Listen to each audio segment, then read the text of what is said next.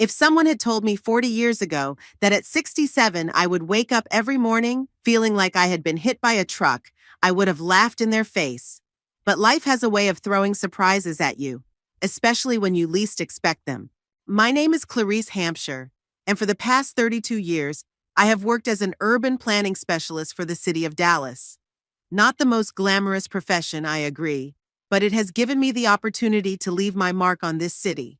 Several parks, the renovation of a historic neighborhood, and a bike path system that I am particularly proud of. My office on the 8th floor of a gray administrative building has long been my second home. Sometimes I feel like I've spent more time here than in my own four walls. Today started like any other morning.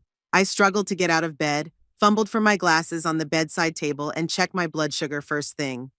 Type 2 diabetes has been my constant companion for the last 15 years. The numbers were higher than normal, but not critical.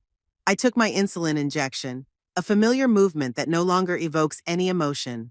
In the bathroom, I was greeted by my reflection in the mirror. Gray hair pulled back into a messy bun, wrinkles that I had long since stopped counting, and tired green eyes inherited from my mother. I smiled at my reflection, an old habit I picked up from my father. "Smile, Clarissa, even when you're sad, especially when you're sad," he used to say. Breakfast was meager, unsweetened oatmeal and tea. The house I had inherited from my parents always seemed too big for one person. A two-story house with 4 bedrooms and a spacious living room, it was built in the 1940s and retained the atmosphere of that time.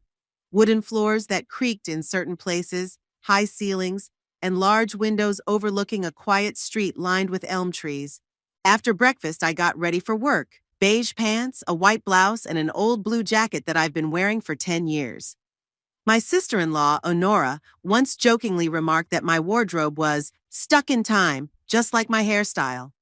I kept quiet then, although I wanted to reply that not everyone needs to look like a fashion magazine cover to feel comfortable. The drive to work takes 20 minutes in my old Honda Accord, which I bought after my divorce. Thoughts of divorce always evoke a strange mixture of sadness and relief. Garrison and I lived together for 15 years before we realized that our marriage had become a coexistence of two strangers under one roof. I remember the day he told me he had met another woman and wanted a divorce. Edwin was 12 at the time. The boy cried as his father packed his things, while I stood in the kitchen, mechanically stirring the soup that no one would eat that evening. Garrison moved to Arizona with his new lover, a young, energetic woman who worked for his company. They didn't stay together long, as I later learned, but by then our divorce was final, and Garrison decided to stay in the West, visiting his son only rarely. At work, it was a typical day. A meeting about a new project to redevelop an old industrial area, several calls from dissatisfied residents, and mountains of paperwork demanding my attention. Carol, my colleague of 20 years, popped into my office with a cup of coffee. "You look tired, Clarice. Is everything okay?" I nodded. Although I had been feeling worse than usual for the past 2 weeks, constant thirst, weakness, and occasional dizziness. Classic symptoms of unstable blood sugar, but this time they were more intense. "It's just my age," I joked. "Have you made an appointment with Dr. Reynolds yet?" Carol persisted. "You promised you would last week." "I'll do it today," I lied, knowing that I would probably put off the doctor's visit again. After lunch, Edwin called me, my son. Those 2 words always stir up a storm of conflicting emotions in me. Love, pride, disappointment, resentment, all mixed together in a strange cocktail that I swallow every time I hear his voice. "Mom, Honor and I want to stop by tonight to show you some photos from our trip to Europe." His voice sounded tense, as if this visit was an unpleasant duty, and that was exactly what it was. After Edwin married Honor 5 years ago, our relationship became strained. Honora, a literature professor at a local college, always looked down on me as if I were some kind of museum piece from the last century. "Of course, dear," I replied. "I'll make dinner." "No, Mom," Edwin quickly objected.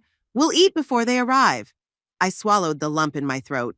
Another small rejection, another way of showing that my concern was not wanted. They arrived in the evening, just as I had finished preparing dinner, roast chicken with vegetables despite my son's words. Old habits die hard. Honora entered first, tall, slender, with perfect hair and designer clothes. She glanced around my living room as she always did, with a barely perceptible grimace of disapproval. Clarice, those rugs must be as old as the house, she said instead of greeting me. We saw some just like them in an antique shop in Paris, only there they were behind glass like museum exhibits. Edwin smiled awkwardly, but didn't defend me. My son had changed since he got married. He had gone from being a sensitive, attentive boy to a man who seemed ashamed of his mother.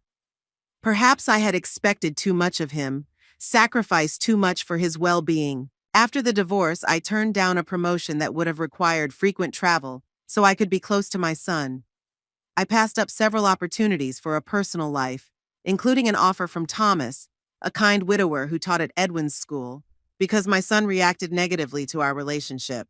I had always put his interests above my own, and now, looking at this man who was a stranger to me, I couldn't help but wonder if it had been worth it. "I've made dinner," I said, heading for the kitchen. "Mom, I told you not to," Edwin replied irritably.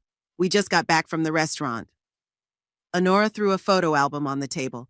"We brought you a souvenir from Paris," she said in the tone one usually uses with small children. It was a small notebook with the Eiffel Tower on the cover, probably bought in a hurry at the airport. "Thank you, that's very nice," I replied, trying to hide my disappointment. The next hour was filled with their stories about their trip, interrupted by Honora's condescending comments. "You've never been to Europe, have you, Clarissa?" she asked, even though she knew the answer. "It's a completely different world. The culture, the art, the fashion. It's all on a level that's hard to understand unless you've seen it with your own eyes." I nodded silently, remembering how I had turned down a trip to Paris with my friends 25 years ago because Edwin had to prepare for his exams and I didn't want to leave him alone. "Mom, you've lost weight," Edwin suddenly remarked, interrupting his wife's monologue about Parisian cafes. "And you look pale." "I'm just tired from work," I dismissed. "I have a lot of projects right now."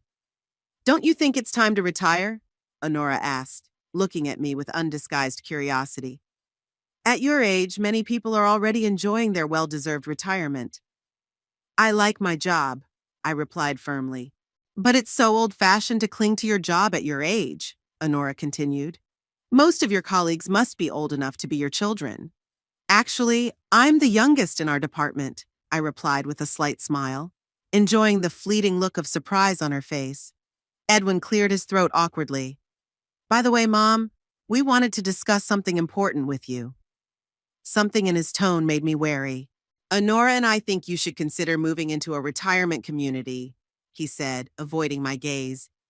"You know, there's medical staff, lots of people your age, activities." I felt the blood drain from my face. "I'm perfectly capable of taking care of myself," I replied, trying to keep my voice steady. "But this house is too big for you on your own," Honora interjected. "And it needs constant maintenance. You can see that the porch needs repair and the garden looks neglected." "I'll hire a gardener," I countered. "It's not just the house, Mom," Edwin sighed. "We're worried about your health. You live alone, and if something happens—" "I'm fine," I snapped. "But your diabetes," Edwin began. "I've been managing my diabetes for 15 years, I interrupted, "and I plan to continue doing so." Honora rolled her eyes.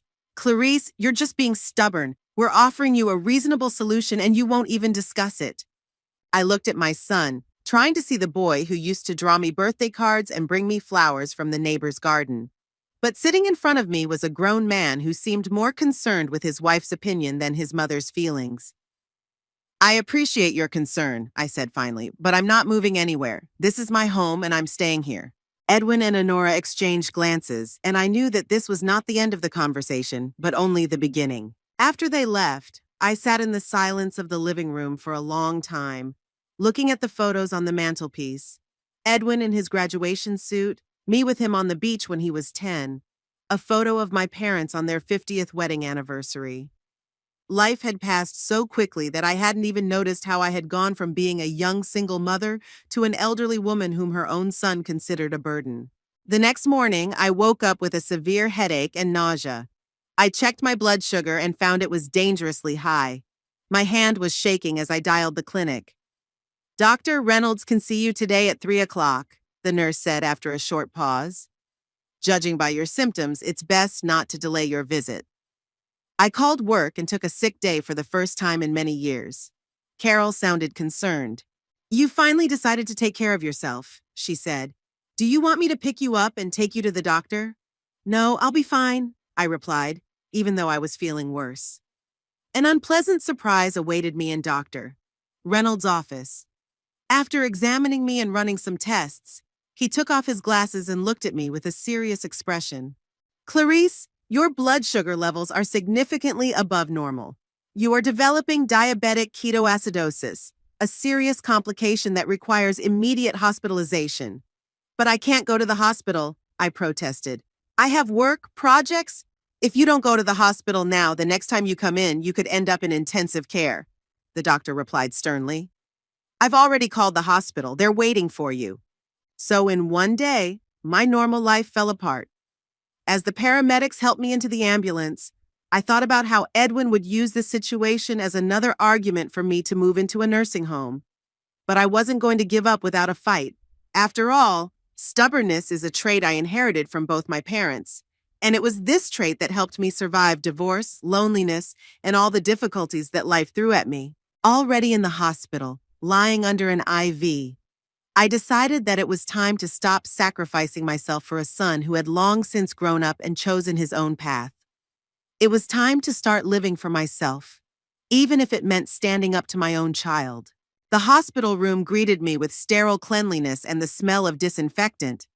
Daylight streamed in through the large window, but even it seemed artificial, filtered through the blinds. A nurse, a middle-aged woman with kind eyes and gray hair, helped me settle into the bed. My name is Bernice, she introduced herself as she hooked up the IV. I'll be taking care of you during the day shift. Dr. Coleman will come see you in about an hour after he gets all your test results. I nodded, feeling weak all over. Diabetic ketoacidosis was what Dr. Reynolds had called my condition.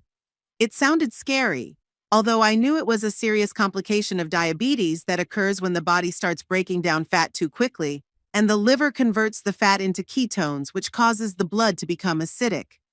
It's a dangerous condition, especially at my age. Do you need anything? Bernice asked, finishing with the fourth.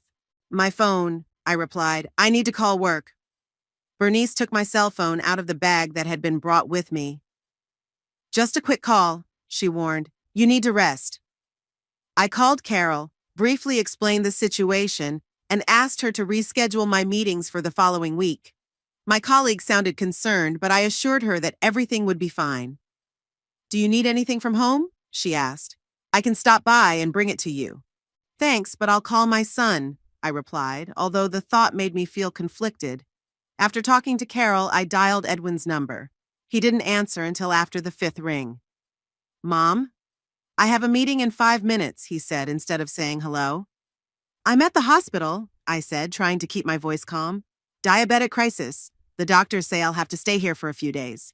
There was silence on the other end of the line, and then I heard him sigh heavily. Which hospital? Memorial Hermann, I replied. Endocrinology, 6th floor. Honora and I will come by tonight, he said after a pause. Do you need anything from home? I dictated a short list of items, and Edwin quickly said goodbye, citing the start of a meeting. I put the phone down on the bed, feeling a familiar pang of sadness. Once upon a time, my little boy would cry if I was late coming home from work, and he would fall asleep only when he was holding my hand. Now, the news of my hospitalization elicited no more emotion from him than the weather forecast. Dr. Coleman was a tall man with premature gray hair and an attentive gaze. He studied my chart carefully, then sat down on a chair next to the bed. Mrs. Hampshire, you have severe diabetic ketoacidosis caused by prolonged decompensation of diabetes, he began. Your blood glucose level is critically high. There are signs of kidney damage, and we need to start intensive treatment immediately. How long will I have to stay here? I asked, thinking about the unfinished projects at work. At least a week, Dr. Coleman replied. Then we'll decide based on your progress. But I want to warn you that after you're discharged, you'll need more careful monitoring of your health and possibly help with daily activities. The last sentence made me tense. That was exactly what I was afraid of. that my illness would become an excuse for Edwin and Honora to insist on a nursing home. I'm perfectly capable of taking care of myself, I said firmly. And I'll be able to take care of myself after I'm discharged, too. Dr. Coleman looked at me with a slight smile. You seem like a very independent woman, Mrs. Hampshire. But sometimes even the strongest of us need help. We'll talk about it later when you're feeling better. For now, rest and let us take care of you. The day dragged on. Nurses came to check on me, change my IV, and take tests. I looked out the window at the hospital grounds where patients were walking with their relatives and felt strangely cut off from the world. Over the years, I had become so accustomed to being busy, always on the go, always with a plan for the day, that forced inactivity felt almost physically painful. Edwin and Honora arrived around 7 in the evening. My son looked tense, and his wife looked slightly irritated, as if the hospital visit had disrupted their plans for the evening. We brought your things, Edwin said, placing a bag on a chair. How are you feeling? Honora asked, but there was no genuine interest in her voice. Better, I replied. The doctors say I'll have to stay here for a week. A week? Edwin asked, exchanging a quick glance with Honora. But who will look after the house? The house will be fine without me for a week, I said, feeling irritated. It's not the first time. That's not what I mean, Edwin frowned. What will happen when you're discharged? Will you be able to take care of yourself? Of course I can, I replied, trying to make my voice sound more confident than I felt. It's just a temporary setback. Dr. Coleman will adjust your medication and you'll be fine. Honora sat down on the edge of the bed, her perfectly manicured fingers tapping out a rhythm on her purse. Clarice, you have to be realistic. Your condition is serious, and you live alone in a huge house. Edwin and I have already discussed this, and now is the time to consider a specialized facility where you will be under the supervision of doctors. I felt a wave of anger rising inside me. I'm not going to discuss this now, Honora. I just got out of the hospital and don't even know the exact diagnosis or prognosis yet. But now is the time to think about it, she insisted. While you're here, we could start looking for a good place. There's a wonderful facility called Golden Autumn not far from our house. It has everything you need. Medical staff, a swimming pool, hobby groups. I said I don't want to discuss this, I repeated, feeling my heart begin to beat faster. Edwin, noticing my state, put his hand on his wife's shoulder. Not now, Honora. Mom's right. We need to wait for the doctor's conclusion. Honora pursed her lips but didn't argue. The rest of their visit passed in tense silence, interrupted by occasional remarks about the weather and Edwin's work. None of them asked what the doctors had said about my condition, what medication I had been prescribed, or how I was feeling. Instead, they discussed their plans for the weekend and the new car Edwin was thinking of buying. When they finally left, I felt both relieved and deeply sad. How had my only son become such a stranger? At what point had I lost touch with the child I had raised with so much love? The night in the hospital was restless. The noise of the machines, the nurse's footsteps in the hallway, the moans of the patient in the next room, it all kept me awake. I lay there staring at the ceiling, thinking about my life, about the decisions that had brought me to this point. After my divorce from Harrison, I devoted myself entirely to Edwin and my work. There were men who showed interest in me, but I always found reasons to keep them at a distance. Edwin needed me, I told myself. He had just gone through his parents' divorce and needed stability. But the truth was that I was afraid to open up again, to trust someone again, and possibly be rejected again. When Edwin went to college, I could have started a new life, but the habit of being alone had become too ingrained. I threw myself into my work, climbing the career ladder, and told myself I was happy. And maybe I was, a quiet, predictable kind of happiness, where every day was the same as the last. Then Edwin met Honor, and everything changed. She was ambitious, determined, and had a clear vision of what their life together should look like. And in that picture, there was no place for his mother, a simple municipal employee from an old-fashioned home. Gradually, Edwin began to distance himself. His visits became less frequent, and when he did come, he increasingly looked at me through Honora's eyes, with slight condescension and hidden impatience. In the morning, Nurse Bernice woke me up to check my blood sugar. Better, she nodded approvingly, looking at the readings. but still a little high. How are you feeling? My head hurts less, I replied. And I'm not nauseous. That's a good sign, Bernice smiled. Dr. Coleman will stop by after his rounds. In the meantime, I'll bring you breakfast. It's a special diabetic diet, so don't expect any culinary delights. Breakfast was indeed meager. Sugar-free oatmeal, a slice of whole grain bread, and herbal tea. I ate without appetite, looking out the window at the day dawning. The sun was rising over Dallas, painting the skyscrapers in golden hues. Dr. Coleman appeared around 10, tablet in hand, and a serious expression on his face. Good morning, Mrs. Hampshire. Your test results show improvement, but we still have a long way to go. The ketoacidosis has begun to correct itself, but your sugar levels are still too high, and there are signs of early diabetic nephropathy, kidney damage. How serious is it? I asked, feeling my stomach tighten with fear. Serious enough to require constant monitoring and strict control of your diet and medication, the doctor replied. But not so serious that you need to panic. With the right treatment, many patients with these numbers live for many years without serious complications. What about my independence? I asked bluntly. My son and his wife are already planning to send me to a nursing home, but I want to stay in my own home. Dr. Coleman looked at me thoughtfully. That depends on a lot of factors, Mrs. Hampshire. How quickly you recover, your ability to follow instructions and monitor your condition. If you have someone who could check on you regularly, at least in the beginning after you're discharged, that would be ideal. I have friends, I said, even though I knew that in recent years I had become increasingly distant from my social circle, immersing myself in work and solitude. All right, the doctor nodded. We'll come back to that conversation closer to your discharge. Right now, we need to focus on your treatment. The day dragged on. Carol called to see how I was feeling and offered to stop by after work, but I declined, feeling too exhausted for visitors. Edwin didn't call.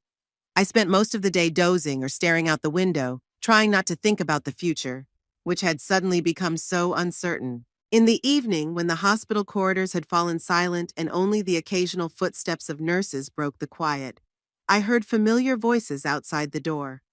Edwin and Honora had come again, but for some reason they were in no hurry to enter the room. I sat up in bed about to call them when I heard snatches of their conversation. It's the perfect moment, Honora said in a hushed but insistent voice. Grandma clearly can't cope on her own anymore. This crisis is proof that she needs constant care. But she'll resist, Edwin replied. You know how stubborn she is. That's exactly why we need to act now, while she's in the hospital, Honora continued. I've already arranged for a viewing of Golden Autumn over the weekend, and we could start getting the house ready for sale. I've always said it's in a great location, and with a little renovation it would be worth a lot more. Sell it? Edwin asked doubtfully. But it's my childhood home. Which has become a burden for your mother, Honora interrupted him. Be realistic, Edwin. The house is too big for her. It needs constant care and repairs.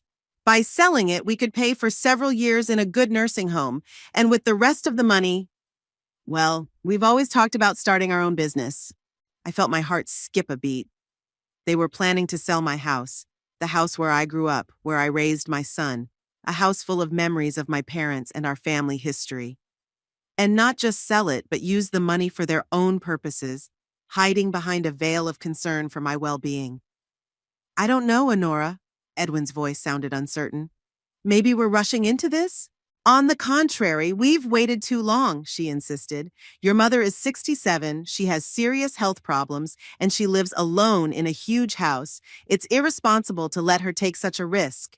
Selling the house is simply the logical thing to do. She won't be able to look after it anyway, and sooner or later it will have to be done. Better now, while the real estate market is booming. There was a pause, and I imagined my son frowning as he pondered his wife's words. When he spoke again, his voice sounded more determined. You're right. We need to act now. I'll talk to her about the nursing home today, and on the weekend we'll go see Golden Autumn. I'll also contact a real estate agent to have the house appraised. That's good, Honora said with satisfaction. And don't forget to mention that it's all for her own good. Old people like to be taken care of. I leaned back against the pillows, feeling a wave of anger and despair rising inside me. They were talking about me as if I were a helpless child or an incompetent adult. They were planning to take control of my life, my home, my future, without my consent or involvement. And worst of all, they were justifying it by saying they were doing it for my own good, when in reality they were only thinking of their own interests. The door to the room opened and they entered with fake smiles on their faces. I pretended I had just woken up, not wanting them to know I had overheard their conversation. "How are you feeling, Mom?" Edwin asked, kissing me on the cheek. "A little better," I replied, trying to make my voice sound normal. "We brought you some fruit," said Honora, placing a small basket on the bedside table. "Although I'm not sure if you can have it with your diabetes." "Thanks," I replied dryly. Edwin sat down on the edge of the bed, his face serious. "Mom, Honora and I want to talk to you about something important." "About the Golden Autumn nursing home?" I asked bluntly, watching his eyes widen in surprise. "How did you know?" "Hospital walls are thin," I replied. "And I'm not moving into a nursing home, Edwin.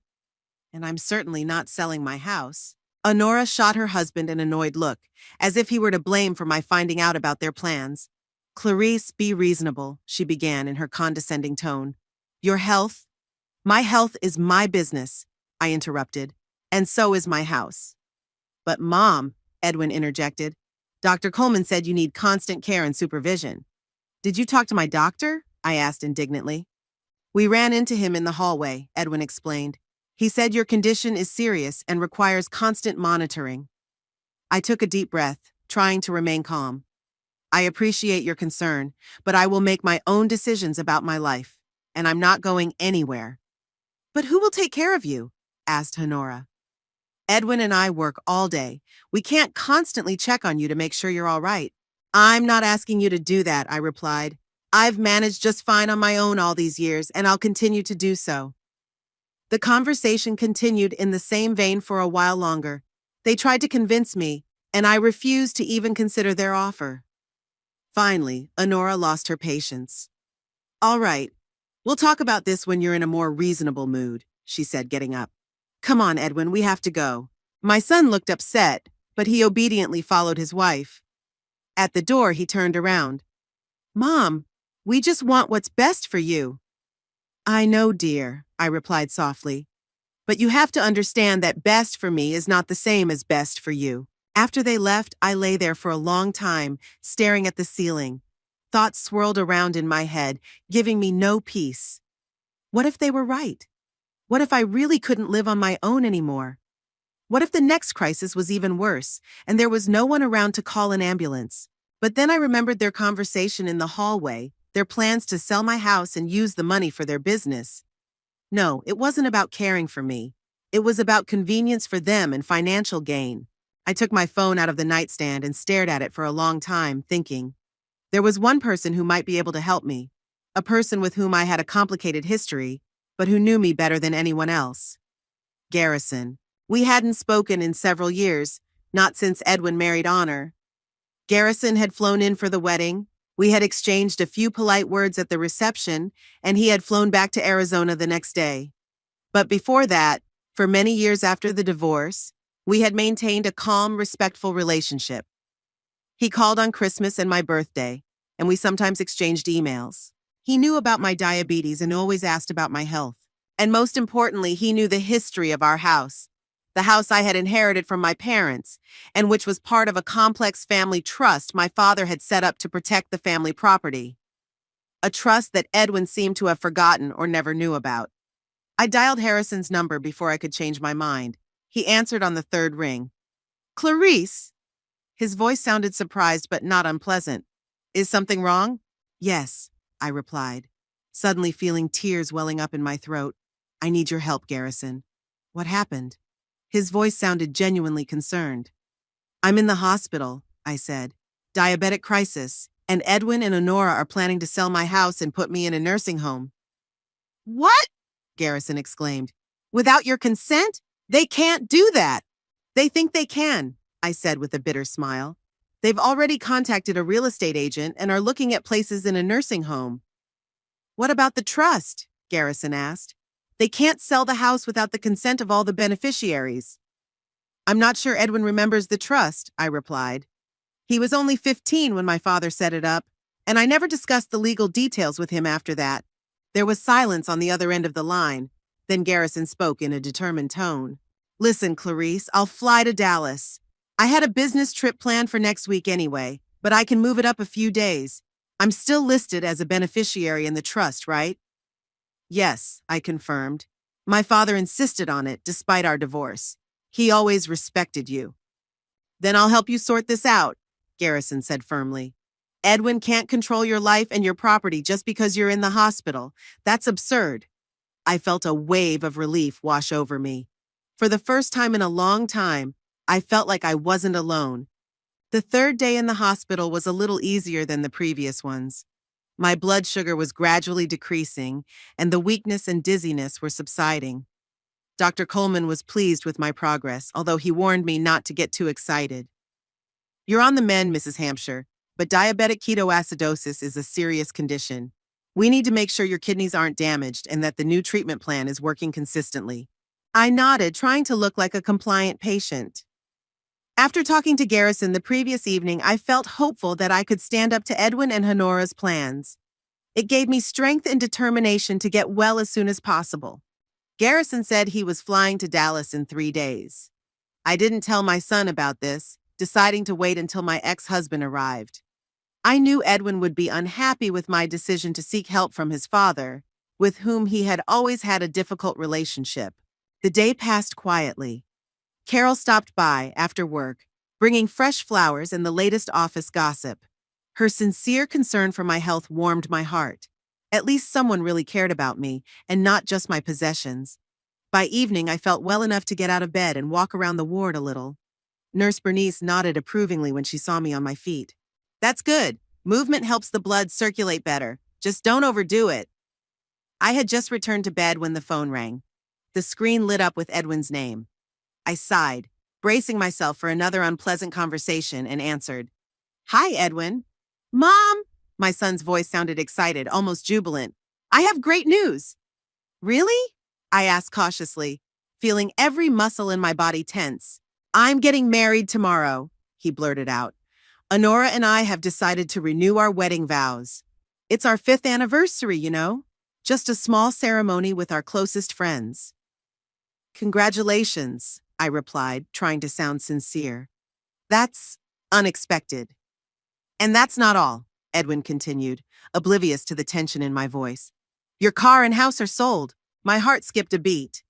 Despite my conversation with Harrison, despite knowing about the trust, hearing my own son casually announce the sale of my property was painful.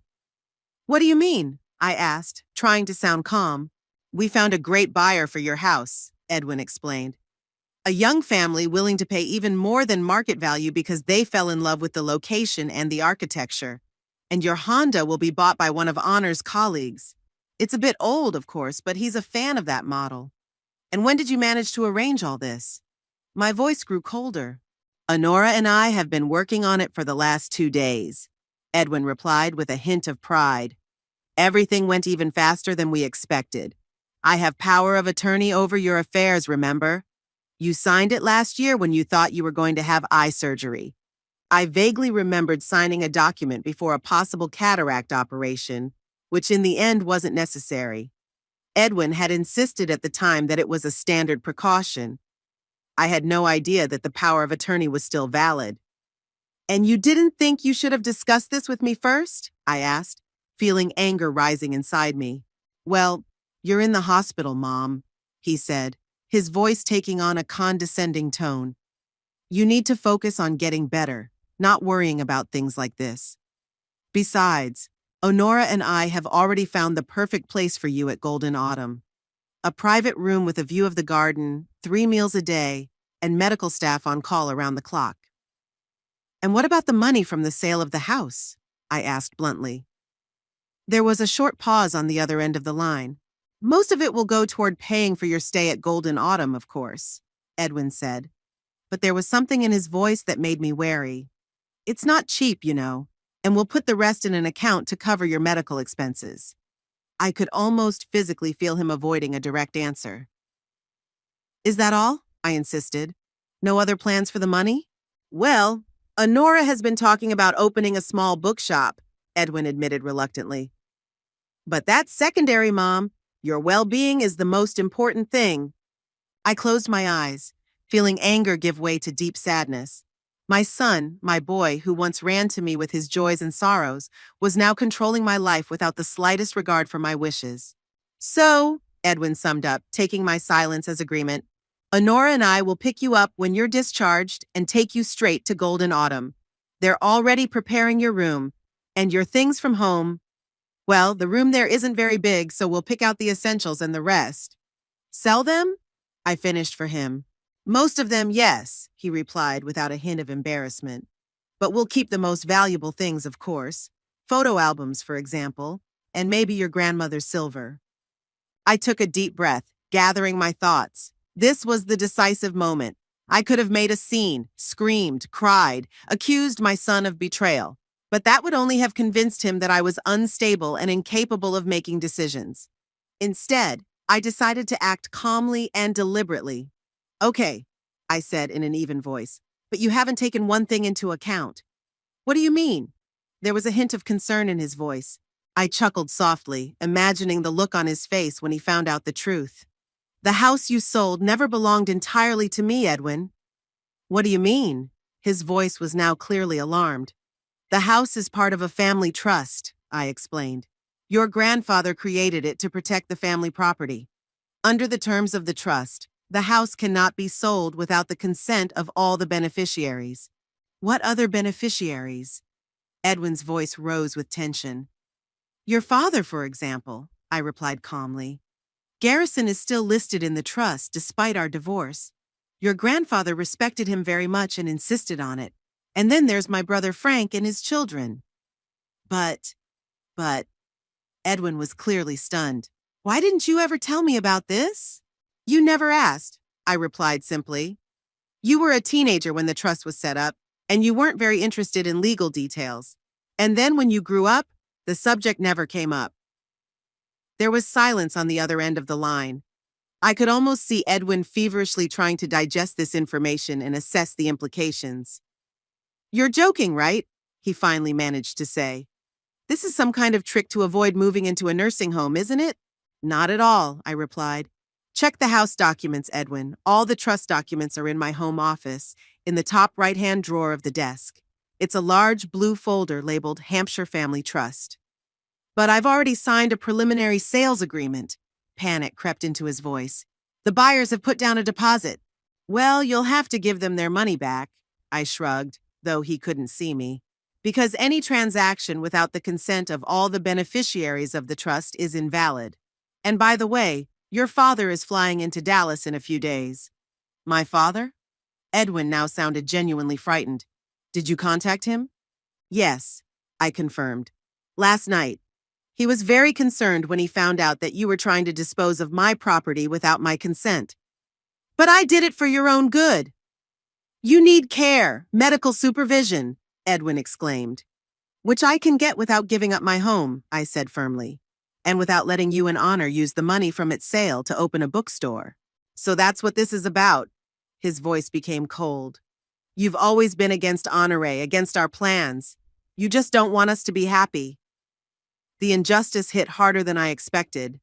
After all the years I had put his interests above my own, after all the sacrifices I had made for his well-being, he was accusing me of selfishness.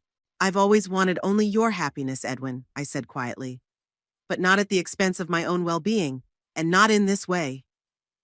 Your father turned you against me, didn't he? He accused. He always knew how to manipulate you. I felt a wave of anger rising inside me, but I forced myself to remain calm. Garrison has nothing to do with this, I replied. This is your own doing, Edwin. You decided to take control of my life and my property without my consent. You didn't even ask me what I wanted.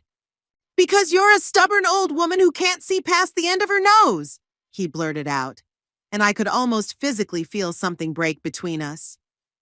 You don't understand that Honora and I are doing this out of concern for you. That doesn't sound like caring, Edwin, my voice trembled. Not from weakness, but from suppressed emotions. Caring means respecting another person's wishes, even if you don't agree with them. Caring means asking, not deciding for someone else. You know what? Do whatever you want. Stay in your old house until it falls apart. Keep living in the past. But don't expect Honora and me to be there for you when your next crisis hits. I wasn't expecting that, I replied quietly. And by the way, congratulations on renewing your vows. Too bad you didn't think to invite me. We thought you'd be in the hospital, he muttered, no longer as confident as before. Sure, I nodded. Convenient excuse. After a brief and tense goodbye, I hung up and sat for a long time staring into space. Despite my victory, and it was a victory, I had kept my home and my independence, I felt a deep sadness. My son, my only child, the person I loved most in the world, had been capable of such betrayal. Perhaps I had been naive, failing to notice the signs of his selfishness before. Or maybe I just didn't want to see them, preferring to believe that somewhere deep down he was still the caring boy I had raised. But now the illusions were gone, and I saw the truth in all its ugliness. I picked up the phone and dialed Garrison's number. He answered almost immediately. Clarice? Is something wrong? Edwin just called, I said, trying to keep my voice steady. He said he sold the house and my car and already booked me into a nursing home. Damn it! Garrison swore, which was rare for him. He can't do that. I told him about the trust, I continued, and that you were coming. He was not thrilled. I can imagine, Garrison snorted. What did he say? He accused me of being against his happiness, I said bitterly, and that I'm a stubborn old woman who can't see past her own nose. That's not true, and you know it, Garrison said firmly. You've always been the most selfless mother I've ever known. You put his interests above your career, your personal life, everything. His words, so unexpectedly warm and understanding, brought tears to my eyes. Thank you, I said quietly. Sometimes I wonder if it was worth it. Don't let his ingratitude make you doubt yourself, Garrison advised.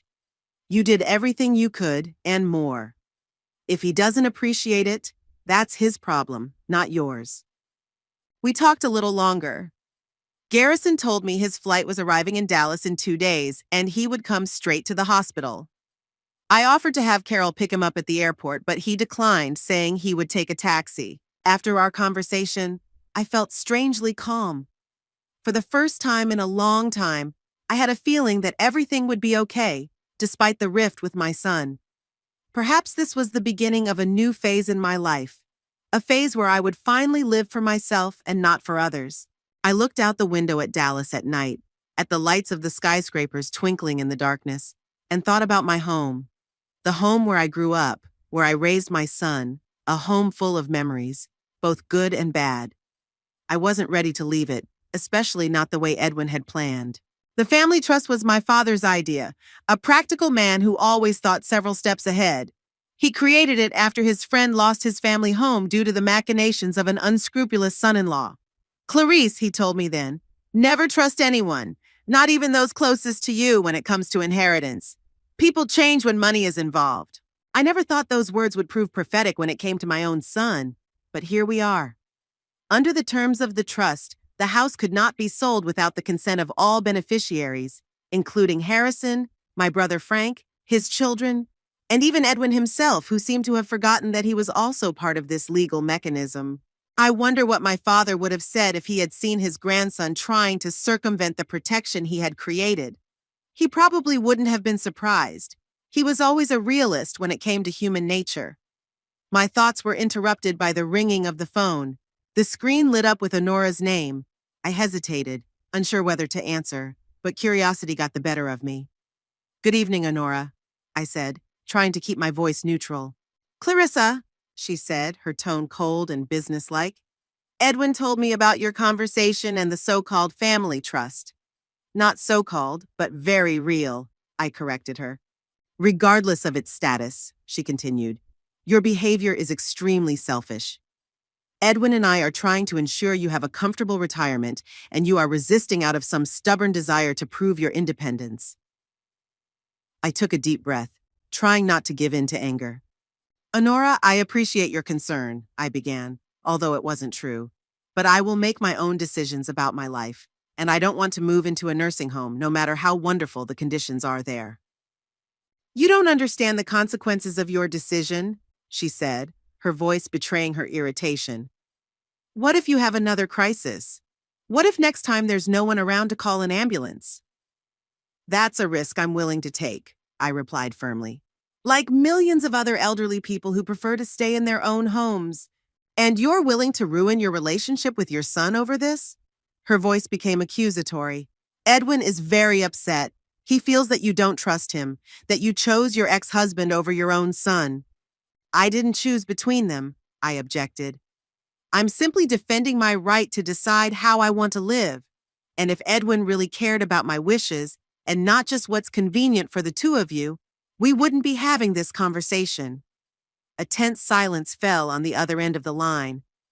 You know, Clarice, Honora finally said, her voice tinged with barely contained anger. I always told Edwin that you were manipulating him. You're using his guilt over the divorce to control his life. And here's the proof. You chose to contact his father, the man who abandoned you both, instead of trusting your own son. That's not true, I said quietly, feeling her words hit me where it hurt the most. I never used Edwin, and Garrison didn't abandon us. We separated by mutual consent, and he's always kept in touch with his son. Of course, defend him, Honora sneered. In any case, Edwin and I are washing our hands of this. Deal with your problems yourselves, but don't expect any help from us when things get worse. She hung up before I could respond.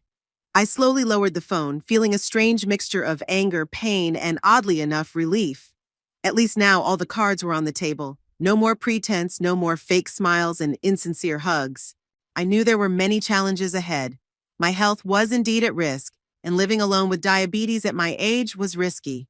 But I also knew that I wasn't ready to give up my independence, my home, the life I had built. As for Edwin and Honora, well, maybe someday my son will understand that I wasn't trying to control his life or interfere with his happiness. I just wanted respect and a say in decisions that affected my own destiny. And if he never understands that, maybe I'll just have to accept it as another loss in a life full of losses and gains. I closed my eyes, suddenly feeling exhausted from all the emotional turmoil. Tomorrow would be a new day. Tomorrow I would be stronger. For now, I allowed myself to drift off into a dream where there was no betrayal, no pain, no disappointment, only peace. The day of my discharge came a week after I was admitted to the hospital. Dr. Coleman was pleased with my progress, though he didn't hide his concern. Your readings have improved significantly, Mrs. Hampshire, but diabetes is a chronic condition that requires constant monitoring, he said, looking over my chart. You'll need to be even more careful about your diet. Check your blood sugar regularly, and strictly follow your new medication schedule. I nodded, listening carefully to his instructions. Over the past week, I had thought a lot and decided to take my health more seriously. Not for Edwin or his plans for my house, but for myself. Will someone be meeting you at the hospital? Dr. Coleman asked, ending our conversation. Yes, I replied. My ex-husband is coming. The doctor raised his eyebrows slightly but said nothing. He was probably used to his patients' complicated family situations. All right, I'll write you all the necessary prescriptions and recommendations. And, Mrs. Hampshire? He looked at me with sincere concern. Please don't neglect your health. At your age, diabetes can quickly lead to serious complications. I understand, doctor, I nodded. And thank you for your concern. After he left, I began gathering my things. A week in the hospital had accumulated quite a lot. The pajamas Carol had brought, books, toiletries, my phone, and charger. As I packed them into a bag, I thought about my upcoming meeting with Harrison. We hadn't seen each other in almost 15 years, since Edwin married Honor. Garrison had flown in for the wedding. We had exchanged a few polite words at the reception, and he had flown back to Arizona the next day. Since then, our communication had been limited to occasional phone calls and even more occasional emails. I knew that he had divorced his second wife a few years ago and was successfully developing his business manufacturing specialized equipment for solar power stations. I wonder if he has changed in appearance. The last time I saw him, his dark hair was just beginning to gray at the temples, and the first wrinkles were appearing at the corners of his eyes. He must be 69 now, 2 years older than me. Time had surely left its mark on him, just as it had on me. My thoughts were interrupted by a knock on the door. I expected to see the nurse with the latest instructions, but instead, Garrison was standing in the doorway.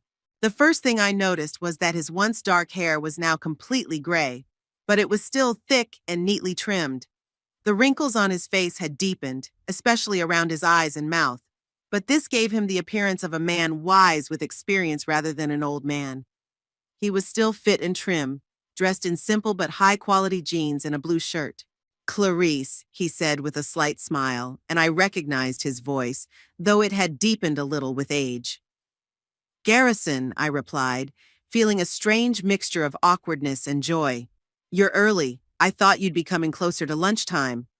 "My flight arrived earlier than expected," he explained, stepping into the ward. "I hope you don't mind." "Of course not." I shook my head. "I'm almost ready. Dr. Coleman has already signed my discharge papers." Garrison nodded and looked around, as if unsure what to do next. This uncertainty, so uncharacteristic of him, made me smile. It seemed I wasn't the only one who felt awkward about this meeting after so many years. "How are you feeling?" he finally asked. "Better," I replied. "The doctors say the crisis has passed, but I need to be more attentive to my health." "You've always been too careless in that regard," Garrison remarked, and there was a hint of old, familiar criticism in his voice. "Remember how you tried to hide your tonsillitis from me because you didn't want to cancel our trip to the lake? And in the end, we didn't go anywhere because I passed out in the car," I finished, recalling that long-ago episode. "Yes, I remember." "You were furious." "Not furious, terrified," he corrected. "I thought you were having a heart attack." We both fell silent, lost in our memories. It was strange how easily we slipped back into our old way of communicating, as if 15 years apart had never mattered. "I took a taxi," Garrison said, breaking the silence. "It's waiting downstairs. Are you ready?" "Yes," I nodded, zipping up my bag. "I just need to wait for the nurse with the final instructions and prescriptions." Right on cue, Bernice entered the room with a folder of documents. "Here are your prescriptions and dietary recommendations, Mrs. Hampshire," she said, handing me the papers. "And don't forget your follow-up appointment in 2 weeks." "Thank you, Bernice," I smiled, "for everything." The nurse nodded and turned to Garrison. "Are you Mrs. Hampshire's husband?" "Ex," he corrected, "but I'll be taking her home." "All right," Bernice nodded. "Make sure she doesn't overexert herself for the first few days and sticks to her diet. No sugar, minimal salt, more fresh vegetables, and lean protein." "I'll make sure." Garrison nodded seriously, and I felt a slight irritation at how they were discussing me as if I were a child. Finally, all the formalities were completed, and the orderly brought a wheelchair to take me to the exit. Standard procedure for all patients being discharged. I felt strong enough to walk on my own, but rules are rules. Garrison carried my bag and walked beside the wheelchair, staring silently ahead.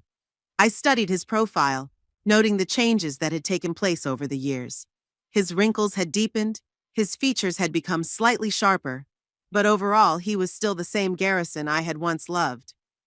A taxi was waiting for us outside the hospital. Garrison helped me get in, then sat down next to me and gave the driver my address. "You remember?" I asked, surprised. "Of course," he shrugged. "I lived in that house for 15 years, Clarice. Some things you never forget." The ride was relatively quiet. I looked out the window at the familiar streets of Dallas, enjoying the view of the city after a week spent in a hospital room. Garrison periodically responded to messages on his phone, probably business matters. When the taxi stopped in front of my house, I felt a strange excitement. It was as if I was returning not just from the hospital, but from a long journey.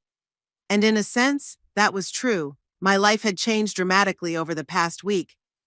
Garrison paid the driver and helped me out of the car. We slowly climbed the steps to the porch. I took my keys out of my purse, but before I could put them in the lock, the door swung open. Edwin stood in the doorway, his face a mixture of surprise and irritation. "Mom?" He looked from me to Garrison. "Dad?" "Hello, Edwin," Garrison said calmly. "I didn't expect to see you here." "I live here," my son replied coldly, and I raised my eyebrows in surprise. "Since when?" I asked.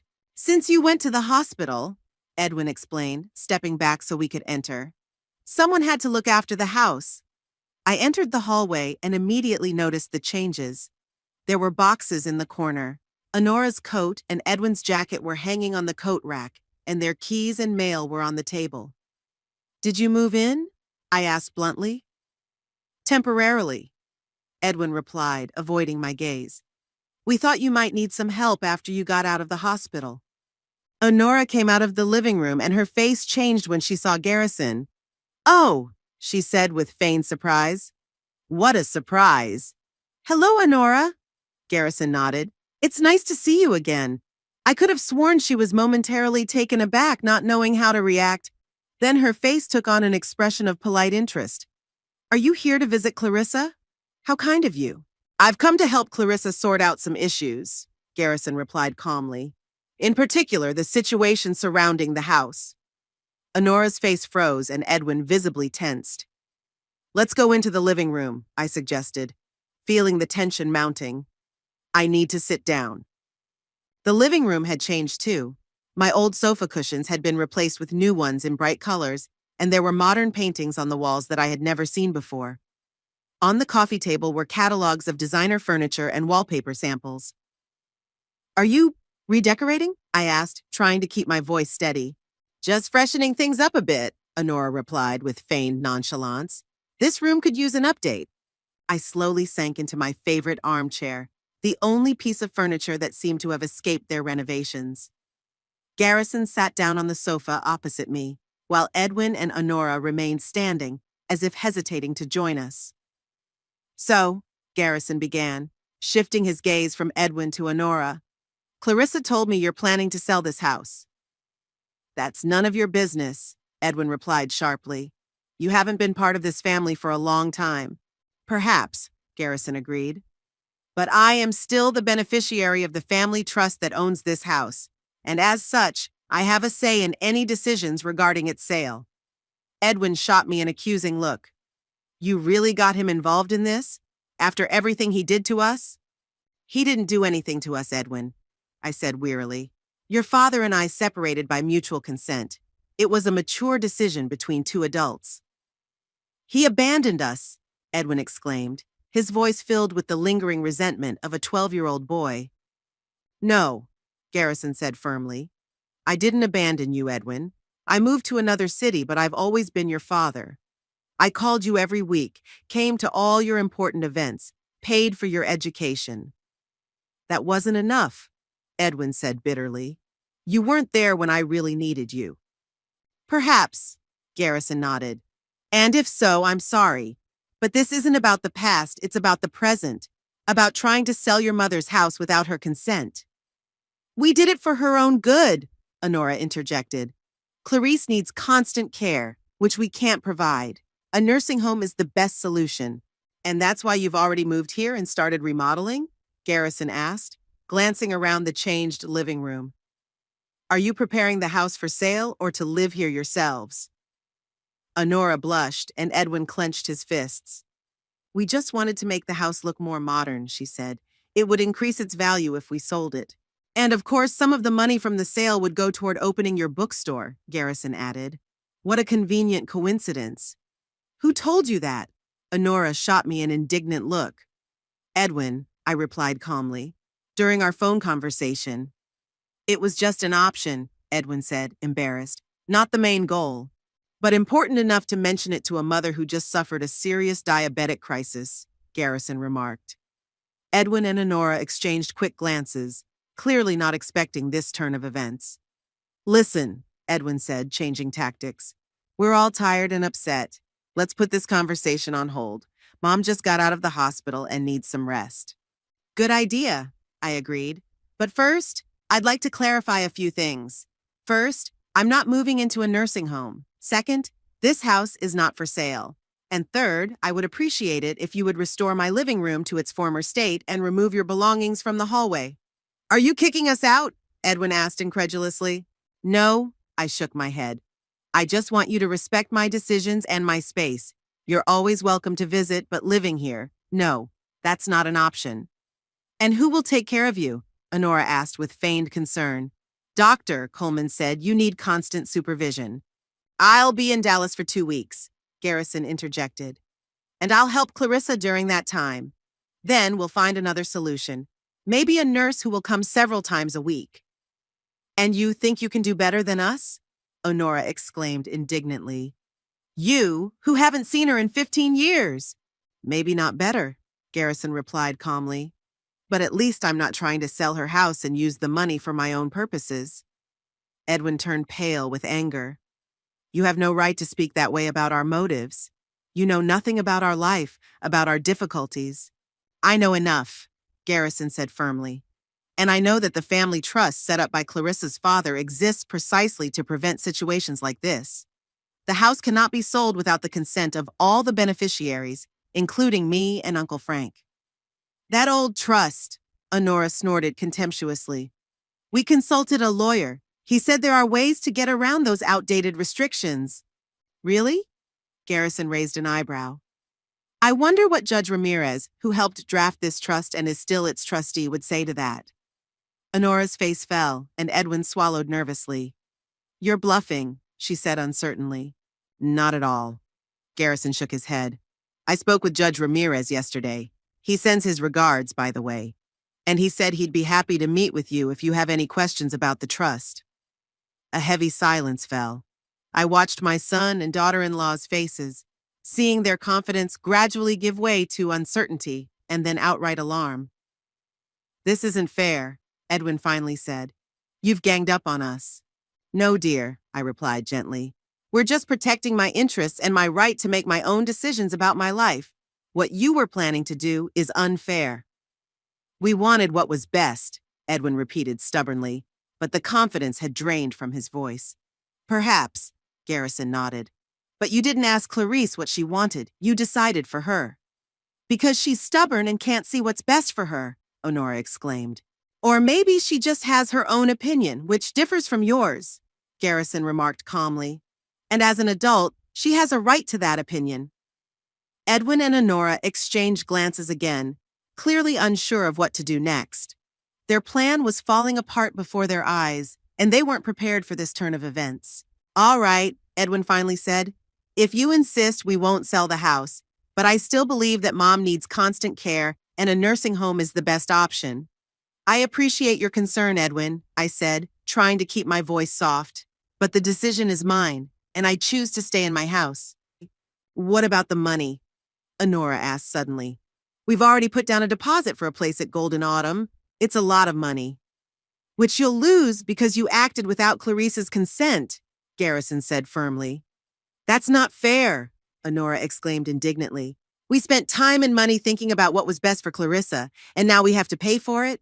You could have avoided these expenses if you had simply asked me what I wanted, I remarked, instead of deciding for me. Edwin looked dejected. He sank down on the sofa and covered his face with his hands. What about the bookshop? He asked hollowly. We were counting on the money from selling the house. Perhaps you should consider a business loan, Garrison suggested, or find investors. There are many legitimate ways to start a business without selling your mother's house. Honora sat down next to her husband, her face a mixture of disappointment and anger. I always knew you'd choose him over us, she said bitterly. You never approved of our marriage, never accepted me. That's not true, Honora. I shook my head. I've always wanted Edwin to be happy, and if you make him happy, I'm glad. But that doesn't mean I have to let you run my life. We just wanted to help, Edwin repeated, looking up at me. You can't manage on your own, Mom. This crisis has proven that. I admit I need help, I nodded. But not in the form of a nursing home. We'll find another solution. What? Honora asked skeptically. You're going to live here alone and risk another crisis? Or maybe your ex-husband will move in with you. She shot a mocking glance at Garrison. We haven't decided yet, Garrison replied calmly. But we have time to consider all the options. Sure, Honora snorted. It's the two of you against us, as always. No one is against you, I said wearily. We just want you to respect my decisions. Decisions that could cost you your life, Edwin said grimly. That's my risk, I replied firmly. And my choice. Garrison got up from the sofa. I think that's enough for today. Clarice needs some rest. We can continue this conversation tomorrow when everyone has calmed down a bit. There will be no tomorrow, Honora said sharply, also standing up. We're leaving, today, and don't expect us to be frequent guests in this house. Honora, Edwin began, but she cut him off. No, Edwin, I'm not going to sit here and listen to them accuse us of selfish motives when all we wanted to do was help. Pack your things, we're leaving. Edwin looked torn between his wife and his parents. For a moment, an expression of uncertainty, almost boyish confusion, flashed across his face. But then it was replaced by determination. Honora is right, he said, standing up. We've done everything we can. If you prefer to risk your health, Mother, that's your choice. But don't expect us to be there when things go wrong. I never expected anything from you but respect for my decisions, I replied quietly. And I'm sorry that even that proved too much. Edwin and Honora left the living room, and soon we could hear them gathering their things in the hallway. Garrison looked at me silently, his face a mixture of sympathy and admiration. You've always been strong, Clarice, he said quietly. But today you surpassed yourself. I don't feel strong, I admitted. More like empty. That's normal, he nodded. Confronting loved ones is always exhausting, but you did what had to be done. Spring sunshine flooded the spacious room that had once been a guest bedroom and was now an art studio. I stood in front of the easel, concentrating on applying strokes of acrylic paint to the canvas. A landscape gradually emerged on the painting, the old elm trees on my street, illuminated by the setting sun. It wasn't a masterpiece, of course, but for someone who had picked up a paintbrush just 6 months ago, it was quite a decent effort. Time flew by unnoticed as I painted. Sometimes I even forgot about lunch, completely immersed in the creative process. Only the sound of the timer reminding me to check my blood sugar brought me back to reality. 6 months had passed since the day Edwin and Honora left my house, slamming the door loudly and promising never to return. 6 months that changed my life more than the previous 10 years. After they left, Garrison stayed with me for 2 weeks, as he had promised. We gradually got to know each other again, overcoming the initial awkwardness and finding common ground. He helped me with shopping, drove me to doctor's appointments, and made sure I took my medication on time. In the evenings, we sat in the living room and talked about the past, about life after divorce, about our mistakes and regrets. I never thought we'd be sitting here together like this again, he said one evening as we drank herbal tea in front of the fireplace. Life is full of surprises, isn't it? Yes, I agreed, although I would have preferred this particular surprise under different circumstances. Garrison nodded understandingly. Has Edwin called yet? I shook my head. Number, and I'm not sure I want him to. After everything that's happened, I don't know if we can ever go back to a normal relationship. Give him time, Garrison advised. He's stubborn. He gets that from both of us. But eventually he'll realize he was wrong. I wasn't so sure about that, but I kept my thoughts to myself. The wound from my son's betrayal was still too fresh for me to think about reconciliation. Before he left, Garrison helped me hire a nurse who came 3 times a week to check on me and help with cleaning. He also insisted on installing an emergency call system, a bracelet with a button that I had to wear at all times. In case of an emergency, one press would automatically call an ambulance and send a notification to my contacts, Garrison and Carol. I don't want to seem intrusive, he said, showing me how the bracelet worked. But it will give us both peace of mind. I agreed, understanding his concern. My health did require constant monitoring, and this small precaution was a reasonable measure. After Harrison left for Arizona, I thought our communication would once again be reduced to occasional phone calls. But instead, he called almost every day, just to see how I was doing. And then, a month later, he showed up again, this time on business. We're expanding into Texas, he explained. We're opening an office in Dallas. I'll be coming here regularly over the next few months. His visits became an integral part of my new life. Every 2 or 3 weeks, Garrison would spend a few days in Dallas. He stayed at a hotel, but spent most of his free time at my house. We went to restaurants, visited exhibitions, walked in the park, simple things I had long since stopped doing, locked in a routine of work and loneliness. It was Garrison who pushed me to finally fulfill a long-held dream of taking up painting. You always said you wanted to paint when you retired, he reminded me during one of his visits. Why not start now? At my age? I laughed. A little late for new beginnings, don't you think? Grandma Moses started painting at 78, he replied. You're only 67. You have plenty of time to become a famous artist. And so an art studio appeared in my house. Garrison helped move the furniture from the guest bedroom to the storage room, and then we went to an art supply store together, where he insisted on buying high-quality materials. If you're going to do it right, he said, putting canvases, brushes, paints, and an easel into the basket. At first, I felt ridiculous standing in front of a blank canvas with a brush in my hand. My first attempts were terrible. Crooked lines, incorrect proportions, faded colors. But gradually, thanks to online lessons and books on painting techniques, I began to make progress. Painting became my passion, my way of expressing the feelings and emotions that I had suppressed for so long. At the end of autumn, I even decided to sign up for painting classes at a local community center. There I met a group of other beginner artists, mostly people my age looking for new hobbies in retirement. We quickly became friends, and soon I was going with them to exhibitions, cafes, and even plein-air painting sessions in city parks. My life, which until recently had revolved around work and rare visits from my son, was suddenly filled with new people, events, and interests. I felt more alive than I had in the last 20 years. Of course, there were difficulties. My health required constant attention. I had 2 minor crises when my blood sugar rose dangerously high. But thanks to my emergency bracelet, help arrived quickly, and I was able to avoid serious consequences. In December, Garrison surprised me by announcing that he was moving to Dallas for good. The office is doing well, he explained, and I need to be here to oversee the process. Besides, he hesitated. I enjoy spending time with you, Clarice, more than I expected. I didn't know how to respond. Our relationship had become warm and friendly over the past few months, but the thought of anything more had never crossed my mind. We had been married for 15 years and divorced 20 years ago. Romantic interests seemed absurd at our age and after everything that had happened between us. Don't look at me like that, Garrison laughed, seeing my confusion. I'm not proposing. I'm just saying that I enjoy your company, and if you don't mind, I'd like to continue seeing you regularly. I enjoy your company too, I replied honestly, and I'd love to see you more often.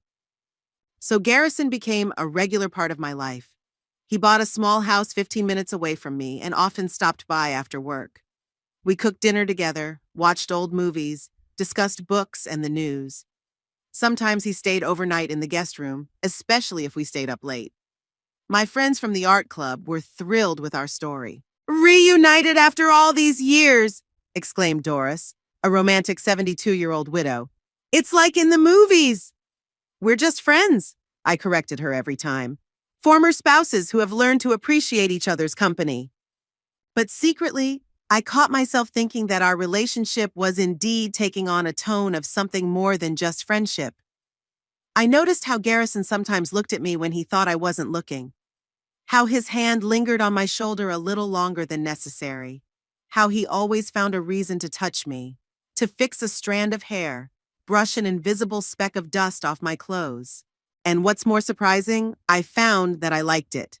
At 67, after 20 years of loneliness, I suddenly felt like a desirable woman. It was strange, a little scary, and incredibly exciting. In early spring, almost 6 months after I was discharged from the hospital, something happened that I had both been waiting for and dreading. I ran into Edwin. It happened at a large shopping mall in downtown Dallas. I went to an art supply store to buy some new paintbrushes and decided to have a cup of coffee at the cafe across the street. And there, at a table by the window, sat my son. Alone, without honor, with a cup of coffee and a laptop. My first instinct was to leave without being noticed. But then our eyes met, and I saw his eyes widen in surprise. It was too late to hide. Edwin got up from his seat and walked uncertainly toward me. "Mom," he said, as if he couldn't believe his eyes. "You look good." And I did look good. I had lost weight over the past few months thanks to dieting and regular walks. My hair, which I used to just pull back in a bun, was now neatly trimmed into a modern shortcut. And I had stopped wearing shapeless pants and blouses, replacing them with more stylish clothes that Doris, a former style consultant in my past life, had helped me choose. Thank you, I replied modestly. You look good too. That was a lie. Edwin looked exhausted. He had dark circles under his eyes. He had lost weight, and his usually neat clothes looked rumpled. Can I buy you a coffee? He asked. If you have time, of course. I hesitated. Part of me wanted to refuse, to say I was busy and leave. But another part, the maternal part, was concerned about how tired he looked. Okay, I agreed. I have a little time. We sat down at his table. Edwin ordered tea for me. He remembered that coffee wasn't recommended for my diabetes. How's your health? He asked after an awkward pause.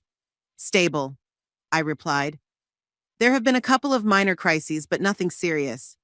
I'm following my doctor's orders strictly. That's good, he nodded. Honora and I think about you a lot. We're worried. Really? I couldn't hide the skepticism in my voice. In 6 months, not a single phone call, not a single message. That's a strange way to express concern. Edwin looked down, clearly embarrassed. I know, I should have called. But after everything that happened, I didn't know if you'd want to talk to me.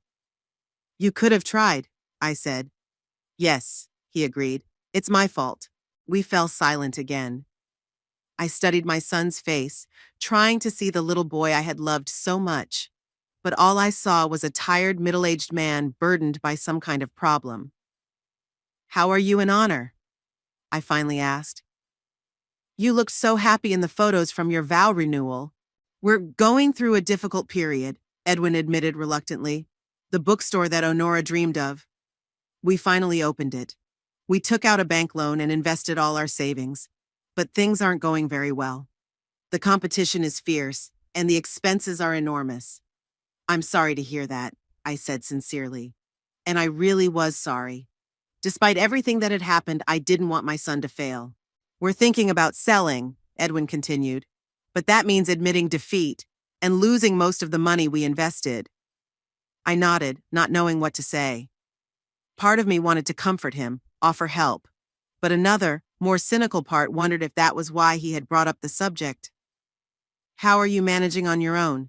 Edwin asked, changing the subject. It's still a big house for one person. I'm not alone, I replied. I have a nurse who comes 3 times a week, and your father stops by often. Edwin's face changed at the mention of Harrison. Is he still in Dallas? I thought he was coming back to Arizona after everything.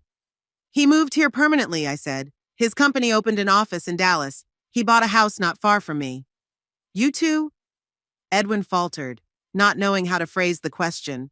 We're friends, I replied simply. Good friends. Edwin nodded, but I could see from his expression that he didn't quite believe in simple friendship. I'm glad you're not alone, he said finally. It's reassuring. There was another pause. I finished my tea, wondering if it was time to end this awkward encounter. But Edwin seemed to be gathering his courage for something important.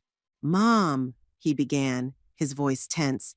I wanted to apologize for how Honora and I treated you. It was wrong to try to sell your house, to make decisions for you. I see that now. I looked at him closely, trying to determine if his remorse was genuine or if this was just a way to lead into a request for help. Thank you for apologizing, I said, holding back my emotions. I appreciate it. And I was hoping, he took a deep breath, that we could start over, rebuild our relationship. I miss you, Mom. Here it was, the moment I'd been thinking about all these months. How would I react if Edwin offered reconciliation? Would I forgive him?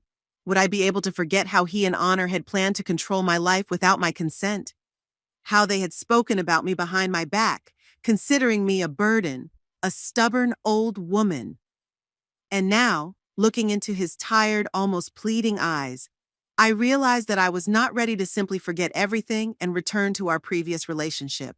Edwin, I began cautiously, I miss you too.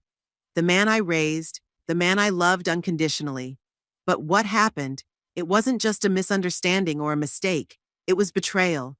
You and Honora planned to sell my house, send me to an institution I would hate, and use the money for your business. And all under the guise of caring for me. We did care, Edwin objected. Yes, maybe we went too far, but initially we only wanted the best for you. The best according to your standards, I shook my head. Not mine. You never even asked me what I wanted. Edwin looked down, unable to find any arguments. And now that your business is in trouble, you suddenly remember me, I continued, feeling the bitterness rising inside me. This coincidence seems too convenient to me. No, it's not, Edwin exclaimed. I really miss you, Mom, and yes, we have problems with the business, but that's not why I want to make up. I sighed, suddenly feeling tired from this conversation. Maybe that's true, Edwin, but trust is a fragile thing. Once it's broken, it's not so easy to rebuild. I need time. And to be honest, I'm not sure I'll ever be able to trust you completely again.